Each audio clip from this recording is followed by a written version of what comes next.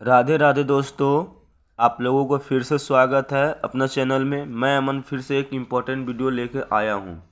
यह वीडियो दोस्तों सेमेस्टर 4 वाले स्टूडेंट के लिए जिनका सेशन 2022 से 26 है, पॉलिटिकल साइंस है और एमजे पेपर 6 है, यानी कि 25 को एग्ज़ाम है, उनके लिए यह इम्पोर्टेंट वीडियो है। यह क्वेश्चन हर बार एग्ज़ाम में रिपीट करता है। देखो, मैं आप लोगों को, ठीक है, आप लोगों को क्वेश्चन नंबर 1 पढ़ा चुका हूँ, क्वेश्चन नंबर 2 भी पढ़ा चुका हूँ। इस वीडियो का लिंक और पीडीएफ का डिस्क्रिप्शन में हम दे दिए हैं इस वीडियो में, ठीक है। इस वीडियो में दोस्तों मैं आप लोगों को third important question David Easton के व्यवस्था विश्लेषण उपागम का वर्णन बताएंगे। इसलिए आप लोग इस क्वेश्चन को ध्यान से सुनिए। ये 100% आपके एग्जाम में कल आएगा और हमारे बताए गए बात को आप लिख पाएंगे। बस आप इसको ध्यान से सुनिए, ठीक है। चलो, टाइम को नहीं वेस्ट करते हुए आज की इम्पोर्टेंट क्वेश्चन को हम देखते हैं, ठीक है। चलिए दोस्तों, यहाँ सबसे पहले देखेंगे कि डेविड ईस्टन का जो व्यवस्था है वह क्या है। देखो, मैं पहले थोड़ा सा आपको समझाना चाहूँगा। यह एक राजनीतिक सिद्धांत है। यह दो चीज़ों पे काम करता है, एक इनपुट पे और आउटपुट पे।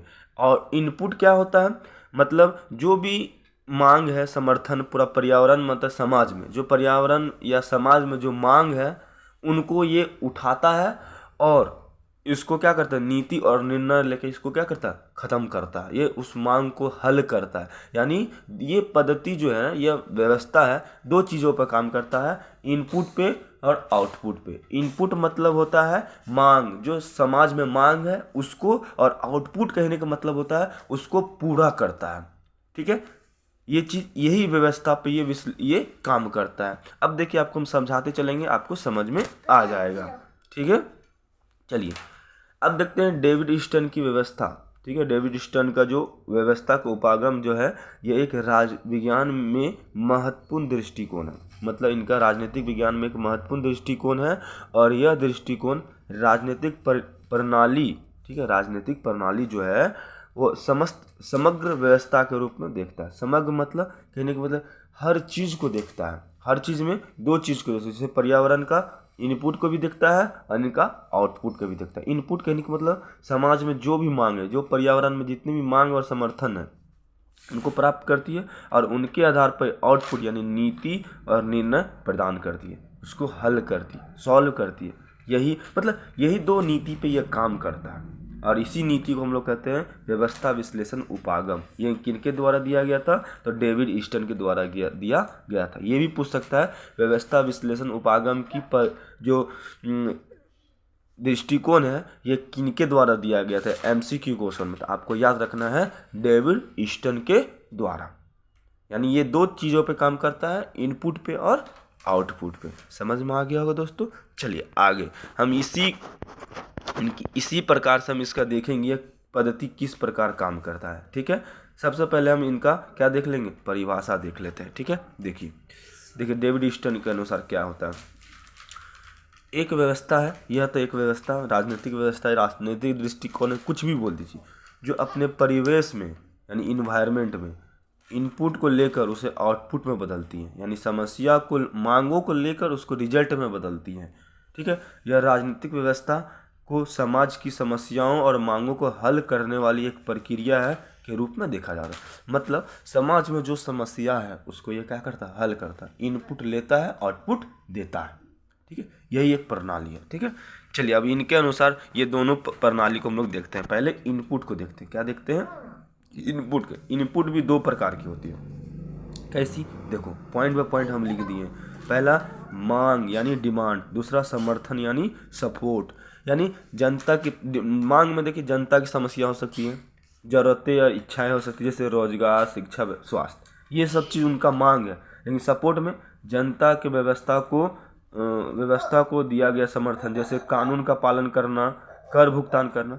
अब देखिए, अगर आपको मांग का पूरा करना है तो मांग कब पूरा होगा, जब आप कानून का पालन कीजिएगा या तो आप कर भुगतान। ये राजनीतिक प्रणाली है। मतलब आपको ये सही रास्ता पे दिखा के आपका मांग को पूरा करती है, जैसे आपको रोजगार चाहिए, आपको शिक्षा चाहिए, व्यवस्था चाहिए, कब पूरा होगा? इनपुट में मैं बता रहा हूँ, इनपुट दो तरह का होता है, एक मांग होता है, एक समर्थन होता है। मांग कहने का मतलब जनता की समस्या, जरूरतें, इसमें क्या क्या क्या आ सकता है एग्जाम्पल, जैसे रोजगार, शिक्षा, स्वास्थ्य समझ सकते हैं। लेकिन सपोर्ट का बात करेंगे, सपोर्ट में क्या, अब मान लीजिए आपको जरूरत है कोई चीज़ का, ठीक है, आपको कोई चीज़ का जरूरत है, तो जरूरत कब पूरा होगा? जब आप सपोर्ट करेंगे। सपोर्ट क्या कर सकते हैं आप? सरकार को, एक तो कानून को फॉलो कीजिए, दूसरा सरकार को कर दीजिए। कर कहने का मतलब टैक्स दीजिए। अब ये दो काम आप करेंगे तो आपकी समस्या, मांग को सुना जाएगा, और जब मांग सुना जाएगा तो इसको कैसे सॉल्व किया जाएगा? तो ये भी सॉल्व करने के तरीका को ही हम लोग क्या कहते हैं? आउटपुट। क्या कहते हैं? आउटपुट। ठीक है। अब देखिए, राजनीतिक व्यवस्था के निर्णय और नीति होती है, निर्णय और नीति होती है। जैसे नए कानून बनाना, विकास योजना लागू करना। अब मान लीजिए जो आपकी मांग है उसको पूरा करने के लिए क्या करेगा? कानून बनाएगा, नया कानून बनाएगा, या तो विकास योजना लागू करेगा। तब आपकी प्रॉब्लम क्या होगी? सॉल्व होगी। तो आपको क्या मिलेगा? आउटपुट। अब जब आपको आउटपुट मिल जाएगा, अब क्या दोगे भाई? फीडबैक भी तो देना पड़ेगा। फीडबैक कहने का मतलब आप उसके बारे में बोलेंगे कि ये मेरे को किया, अच्छा काम है, गलत काम है, फीडबैक दोगे। तो यही देखो, ये भी मांगता है इसमें, तो यही तो अच्छा चीज़ है। ये फीडबैक वह प्रणाली है, वह प्रक्रिया है जिसमें जनता आउटपुट पर प्रतिक्रिया देती है।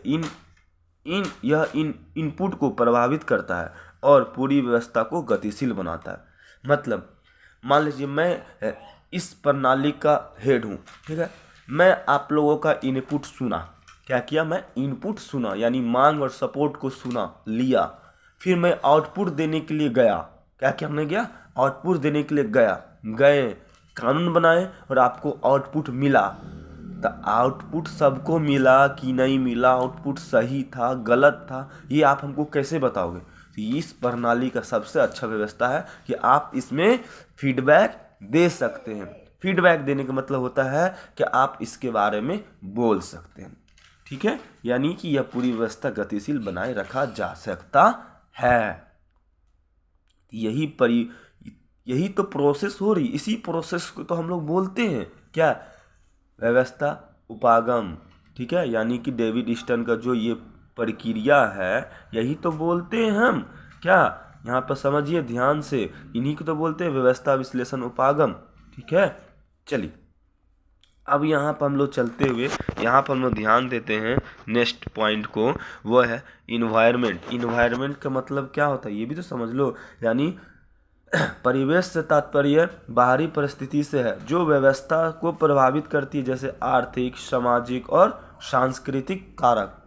ठीक है, ये सब आपको समझ। आर्थिक मतलब समाज में जितने भी लोग को प्रॉब्लम हो रही है आर्थिक रूप से, यानी पैसा का या काम नहीं मिल रहा है, बेरोजगारी, ये आर्थिक। सामाजिक मतलब जो भी समाज में समस्याएं होंगी।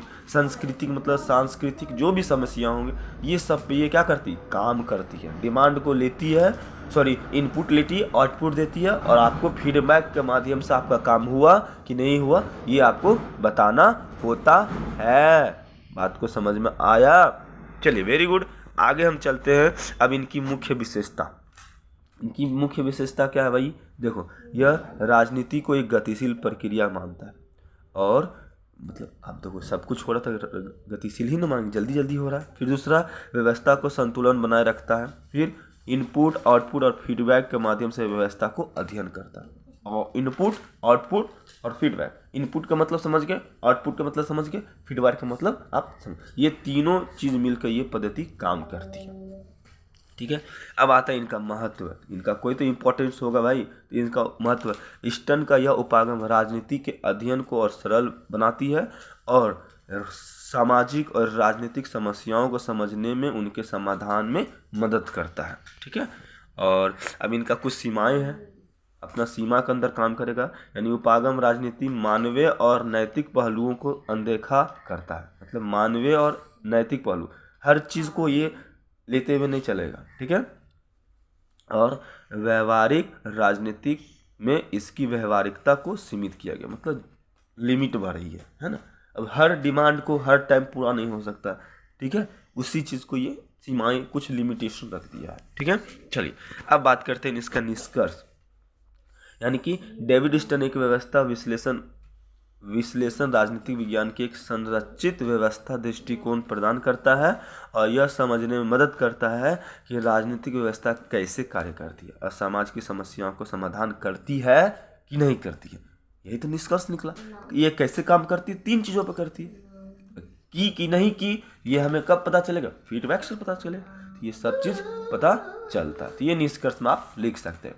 आप लोगों को सब कुछ समझ में आ गया होगा। फिर मिलते हैं नेक्स्ट वीडियो में। तब तक के लिए बाय बाय। जय हिंद, जय भारत।